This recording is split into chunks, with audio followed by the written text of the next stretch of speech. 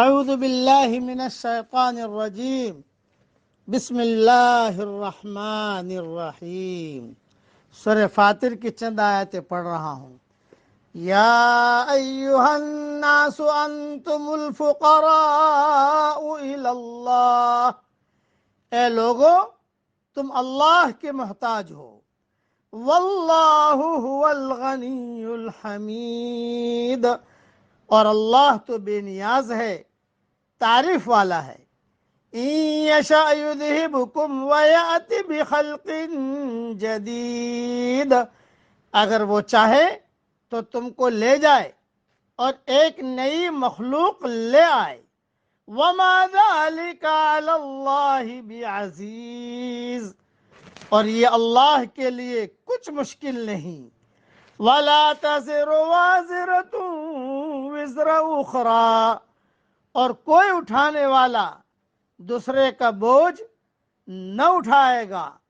وَإِن تَدْعُ مُثْقَلَةٌ إِلَىٰ حِمْلِهَا لَا يُحْمَلْ مِنْهُ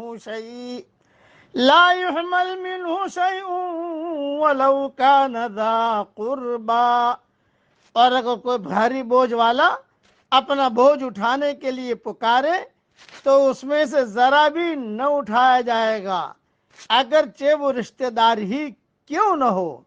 انما تنذر الذین یخشون ربهم بالغیب واقاموا الصلاۃ، آپ تو صرف انہی لوگوں کو ڈرا سکتے ہو جو بن دیکھے اپنے رب سے ڈرتے ہیں اور نماز قائم کرتے ہیں۔ وَمَن تَزَكَّىٰ فَإِنَّمَا يَتَزَكَّىٰ لِنَفْسِهِ، اور جو شخص پاک ہوتا ہے وہ اپنے لیے پاک ہوتا ہے۔ وَإِلَى اللَّهِ الْمَصِيرُ، اور اللہ ہی کی طرف لوٹ کر جانا ہے۔ مختصر تشریح سن لیجئے اس کی، اس لیے کہ ابھی میرا سفر بھی ہے۔ اللہ اتنا بے نیاز ہے کہ سب لوگ اگر اس کے نافرمان ہو جائیں تو اس سے اس کی سلطنت میں کوئی کمی، اور سب اس کے اطاعت گزار بن جائیں تو اس سے اس کی قوت میں کوئی زیادتی نہیں ہوگی، بلکہ نافرمانی سے انسانوں کا اپنا ہی نقصان ہے، اور اس کی عبادت اور اطاعت سے انسانوں کا اپنا ہی فائدہ ہے۔